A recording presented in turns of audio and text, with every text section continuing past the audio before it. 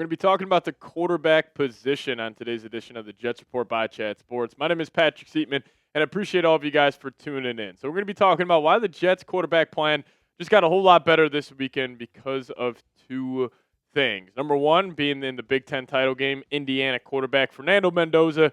He impressed me, played some really good football, so we'll dive into his play. But then mainly, the Indianapolis Colts are completely free-falling, and now with the injury to Daniel Jones, which is not only probably going to keep him out for the remainder of this season, but potentially the start of next year with a possible torn Achilles, they might not win another game this season. So talk about all that on today's show. But before we do so, if you guys could help us reach our next milestone here on the channel, 11,500 subscribers. We just need 145 more of you guys to hit that subscribe button today. So if you guys are brand new here and want daily Jets content, we're your channel for you. So hit that subscribe button today and lock us in as your go-to Jets YouTube channel. All right, let's take a look at here the 2026 NFL draft order. The New York Giants now hold the number 1 overall pick at a 2-11 record, tied with the Las Vegas Raiders and the Tennessee Titans. And you got the Cleveland Browns with the 4th spot, Saints, Commanders, and Jets and Cardinals all tied there at 3 and 10. But due to tiebreakers, the Jets come in at number 7. Then you got the Rams at number 9, thanks to the Atlanta Falcons, and the Bengals at number 10 with a 4-9 record. But now the Indianapolis Colts were just a couple weeks ago. They had the 28th overall pick, but now they're already moving up to 18, which is obviously huge for the Jets since they had that first-round pick. And I don't even think this is a hot take. I don't think the Colts win another game this year. This week, they're double-digit underdogs in Seattle, taking on the Seahawks, which you got Riley Leonard going against a Mike McDonald defense. Good luck there. I think they're going to drop that one. So then you have the San Francisco 49ers. That's a tough game, especially if you don't have Daniel Jones. I think they'll lose that. And the Jags, even though I think the Jags are kind of a fluky 9-win team right now, but they're way better than the Colts without Daniel Jones, and you're in Houston. Like, it is on the table that the Colts finish out this year, and they're 8-9. And then also with the Jets having their first-round pick next year, that's an incredibly valuable pick because other teams might look at that, especially if the Jets are trying to move up, be like, man, if we could get the Colts first-round pick next year, that could possibly be a top 10 pick. But who are the Jets competing with? And I think the Las Vegas Raiders, I think they're for sure going to draft a quarterback, so they're going to have to jump Las Vegas. Now, if the Las Vegas somehow gets the number 1 overall pick, like they might just say, hey, screw it, we're sticking and picking there. And also, I think on the quarterback front, I think there's really only 2 guys who will go in the top 10 of this year's draft. I think it's Dante Moore and Fernando Mendoza, but I think Fernando's the main prize.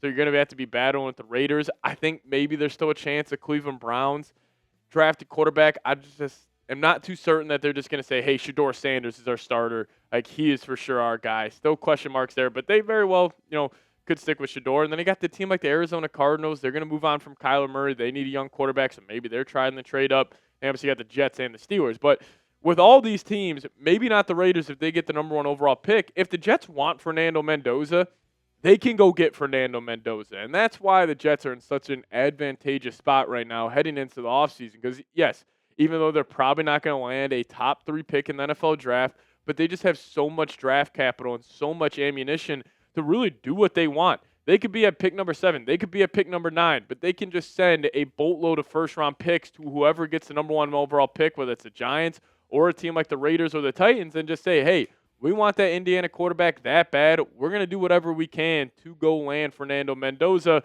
which is a great spot for Darren Muji.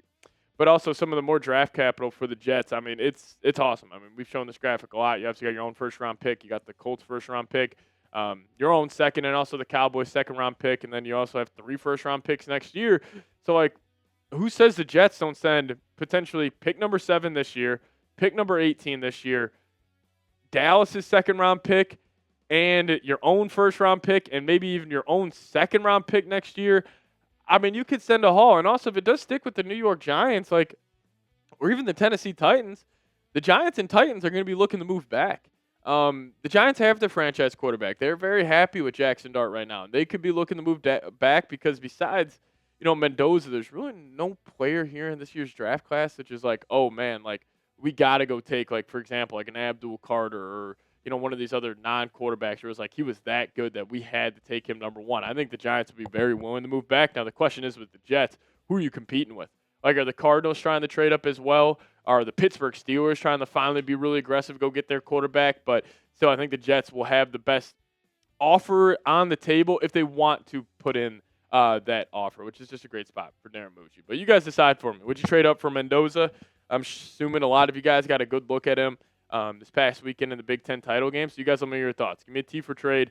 Give me a P for pass. You guys let me know your thoughts down below in the comment section.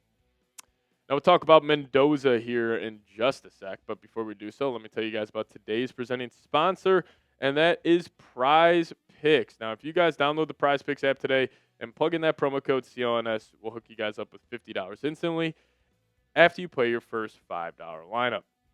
It is the holiday season and the best time of year for sports. Bowl games, basketball, football matchups, playoff pushes. It is all happening at once. And when you and I are out here making decisions every day, what gifts to buy, what to eat, which game to watch, there's one place where it feels good to be right, and that is PrizePicks. Now, PrizePicks has a new feature called Early Payouts. So if your lineup gets off to a hot start, you may have the option to cash out those winnings before the game even finishes. And PrizePicks, it's super simple to play. All you got to do is pick more or less on at least 2 player stats. And if you guys get your picks right, you could cash in. So get in on the action. PrizePicks is now available in 45 states, including California, Texas, Florida, and Georgia. And download the PrizePicks app today and plug in that promo code CLNS. Get hooked up with $50 in lineups after you play your first $5 lineup. That is promo code CLNS to get $50 in lineups after you play your first $5 lineup. But massive shout out to PrizePicks for sponsoring today's show. PrizePicks, it's good to be right. All right, exciting part of today's show. Let's just talk about Mendoza as a prospect and kind of how he equates to the NFL level. Now, I will say Mendoza, he impressed me a whole lot in the Big Ten title game. He got absolutely blasted on the first play of the game. Cannon Curry, he was trying to roll out. He got absolutely popped, bounced right back up, had to only sit out a play, but then he came back and played some really good football. And I think the clip that went viral is him after the game. He was just kind of caught up in the moment. He was talking to the reporter. And he just felt like a very excited kid on like Christmas morning. He was just kind of rambling on and on. He had a big smile on his face. It almost looked like he was about to tear up. So clearly he is putting his soul, energy, like all the passion he has into the game of football. So it's kind of cool to see him have that moment. But on the field, I thought he was pretty damn solid. Again, Indiana kind of had a vanilla game plan in this game. They wanted to control the line of scrimmage. They didn't want to throw the ball 30-plus times. And in a very limited opportunistic game, I thought he had a pretty good performance. 15 to 23, 222 yards, 1 touchdown. One touchdown he threw to Elijah Surratt was absolute beauty. Surratt also in the second round. If you could somehow trade up for Mendoza, keep one of your second-round picks, I would be down to pair up the Indiana quarterback with the wide receiver. But, on the season, he's got very good advanced metrics. He's on the only undefeated team in the country. He's quarterbacking one of the better offenses in the country. His adjusted completion percentage sitting around 80%. His ADOT, average depth of target, 9.5. Big time throw percentage, 6.2. Turnover worthy play percentage, 2.3. Average time to throw, 2.68 seconds. So he likes to get the ball out quick. And some comps I've seen thrown around for Mendoza. Mainly I've seen Jared Goff, Kirk Cousins. I think he's got more mobility than Kirk. And also I think he's a little slimmer. And Jared Goff's a slim guy, but Mendoza's also pretty slim as well. He's a slimmer, maybe more limber Jared Goff there. But I do like these comps. And the reason I'm showing you guys these comps is because, one, Aaron Glenn, Tanner Engstrand, coming from an offense where they like to have a Stacks US quarterback orchestrate the offense. Like that is who Mendoza would kind of fit into. And also just getting the Jared Goff comp. With the amount of weapons I think the Jets have and them wanting to be a run-first team, heavy play-action team, or if you go get a guy where, a quarterback like Mendoza compared to like a Lenora Sellers come out, where Lenora Sellers, like great athleticism, maybe he's got a way higher potential than a guy like Mendoza. But in terms of just being a quarterback who can just say, like, hey, this is the offense. I'm going to get us set. I'm going to get us in the right position at the right time and just be accurate with the football. That is Mendoza. So I think they would have a lot of interest in him.